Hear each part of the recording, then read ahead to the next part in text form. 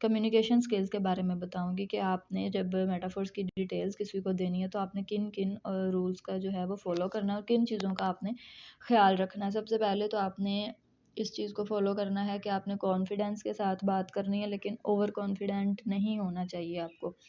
Confidence मतलब कि आपकी हर बात जो आप करें ना तो आपकी आवाज़ से लगना चाहिए, क्योंकि हम ज़्यादातर जो है वो कॉल पे या फिर वैसे बात करते हैं ना वॉइस पे, ठीक है? तो आपकी जो आवाज़ है उससे कॉन्फिडेंस शो होना चाहिए, लेकिन इतना आप ओवर कॉन्फिडेंट ना हो कि आपने कोई बात गलत भी की है तो आप उस पे कहें नहीं जी मैंने सही की है, ठीक है? तो आपने कॉन्फिडेंस से हर बात बोलनी है।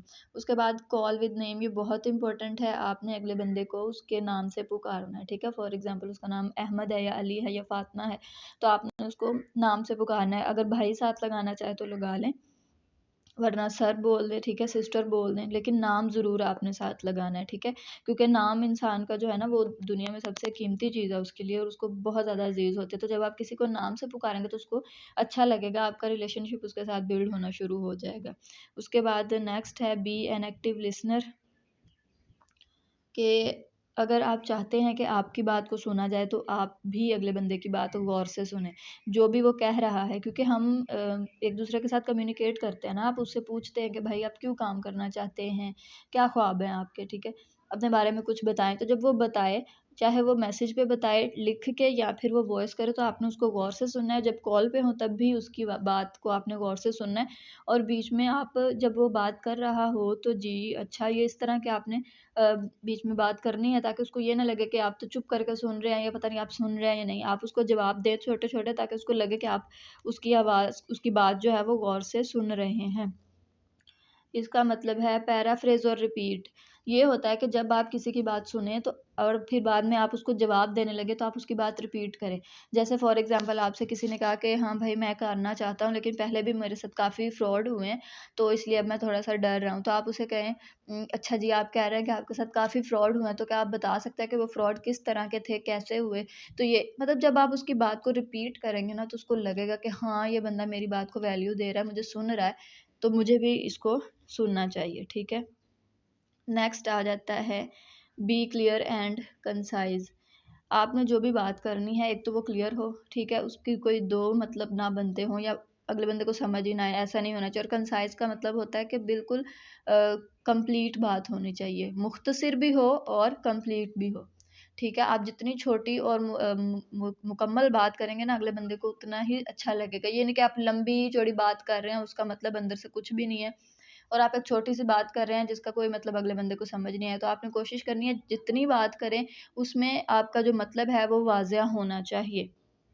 एडमिट योर मिस्टेक, अगर आपने कहीं पे गलती कर दी है, कुछ बोल दिया गलत या कोई बात गलत कर दी है, तो आपने उसको एडमिट करना है। ये नहीं कि नहीं मैं तो गलत हो नहीं सकता। जब आप अगले बंदे के सामने अपनी गलती एडमिट करेंगे तो ये भी आपका एक अच्छा पॉइंट उसके सामने जाएगा। नो योर लिसनर, आपको पता होना चाहिए आप किससे बात कर रहे हैं। अगर आप स्टूडेंट से कर रहे हैं तो आपको उस तरह से बात करनी है। अगर आप एक हाउसवाइफ से कर रहे हैं, जॉबियन से कर रहे हैं या स्टूडेंट से कर रहे हैं, तो ये सारी चीज़ें आपने देख के फिर आप उससे बात करेंगे, तो आपको पता होगा कि मैंने किस अंदाज़ से बात करनी है। अब आप एक जॉब करने वाले से स्टूडेंट की तरह बात तो नहीं कर सकते, ठीक है? और एक वो और पॉइंट अगर हम इसमें डाल दें कि अगर आपको पता चला कि अगला बंदा जो है वो स्टूडेंट है, तो आप उसे कहें हाँ जी, मैं भी स्टूडेंट्स की हेल्प करती हूँ, कि वो अपनी स्टडी के साथ-साथ ऑनलाइन बिज़नेस करें और उसके अपना भी खर्चा अफ़ोर्ड करें और अपनी स्टडी का भी, तो इंशाल्लाह मैं आपकी हेल्प करूँगा। इस तरह आपको पता चल जाता है कि अगला बंदा क्या कर रहा है। आप डायरेक्ट ना पूछा करें कि आप क्या करते हैं, आपकी एजुकेशन क्या है? नहीं, ये सवालात आपने नहीं इतने करने। वैसे ही पूछ लिया करें कि अपने बारे में कुछ बताएँ, तो इस तरह वो थोड़ा-सा बता देगा। अगर आपको वो नहीं क्लियर हो रहा तो आप मतलब उसने कह दिया कि कुछ नहीं मैं फ्री होता हूँ, मेरा नाम ये है। तो आप उसे पूछ सकते हैं कि आप स्टूडेंट हैं या वैसे ही, मतलब थोड़ा-सा इस तरह बात करें कि अगले बंदे को लगे ना कि ये तो मुझसे सवालात पे सवालात कर रहा है। इस तरह ये अच्छा इंप्रेशन नहीं जाता। रिमूव ऑल डिस्ट्रैक्शंस, जब आप किसी से बात कर रहे हों, किसी को वॉइस कर रहे हों, किसी को कॉल पे लिया हो आपने, तो कोशिश करें आपके इर्द-गिर्द कोई ज़्यादा डिस्टर्बेंस ना हो, ठीक है? जब आप आमने-सामने बैठे हों तब भी आपके पास कोई ऐसी डिस्टर्बेंस ना हो जो आपकी मुलाकात को डिस्टर्ब करे, यानी कि वो आपके पास बैठा है, आप मोबाइल देख रहे हैं, नहीं। या आप कॉल पे बात कर रहे हैं और पीछे आपके घर वालों की आवाज़ें, पंखे की आवाज़, टीवी की आवाज़, जो डिस्ट्रैक्शंस आप रिमूव कर सकते हैं, उसको करें, ठीक है, और कुछ हमारे बस में नहीं होती, मतलब अब हम घर में बैठे हैं और बाहर गली में कोई आवाज़ आ रही है तो उसको तो हम नहीं ना कंट्रोल कर सकते, तो इसलिए कुछ डिस्ट्रैक्शंस जिनको आप कंट्रोल कर सकते हैं उनको रिमूव कर दें। डोंट हेजिटेट, जब आपने बात करनी है और या फिर आपने जब कॉल पे जाना है, कॉल पे तो बिल्कुल वो बंदा जा सकता है जिसको बहुत ज़्यादा कॉन्फिडेंट हो, बहुत ज़्यादा वो नॉलेज हो रखता हो अपने सिस्टम के बारे में, हर चीज़ के बारे में, क्योंकि फिर अगले बंदे को उसी टाइम जवाब देना होता है। लेकिन कॉल पे रिस्पॉन्स भी सबसे अच्छा आता है। तो अगर आपके पास बोलने में कॉन्फिडेंस है तो आप जा सकते हैं, ठीक है, साथ साथ फिर आपको नॉलेज और एक्सपीरियंस भी आ जाएगा। लेकिन जब आप वॉइस करते हैं तब भी ये नहीं कि आप रुक रुक के बोलें, सोच सोच के बोलें, तो ये भी अच्छा इंप्रेशन नहीं जाता। आपने जो भी बोलना है वो एक गो में आपने एक ही दफ़ा में बोलना है, ठीक है, लेकिन सोच समझ के, ये नहीं कि गलत बोलें और एक ही दफ़ा में बोल दें। वो जो पॉइंट था ना, बी क्लियर एंड कंसाइज, वो उस पे आपने रहना है, लेकिन आपने हेजिटेट नहीं करना। आपके बोलने का वॉल्यूम और स्पीड जो है वो नॉर्मल होनी चाहिए, मतलब आप बहुत तेज़ भी ना बोलें और बहुत आहिस्ता भी ना बोलें, बहुत ऊंचा वॉल्यूम भी ना हो और बहुत जो लो है वो भी वॉल्यूम ना हो, ठीक है। तो बोलने की रफ्तार और जो वॉल्यूम है, आवाज़ की स्पीड और जो रफ्तार है ना, वो आपकी नॉर्मल होनी चाहिए, जिसमें अगले बंदे को आपको सुनने में मसला ना हो।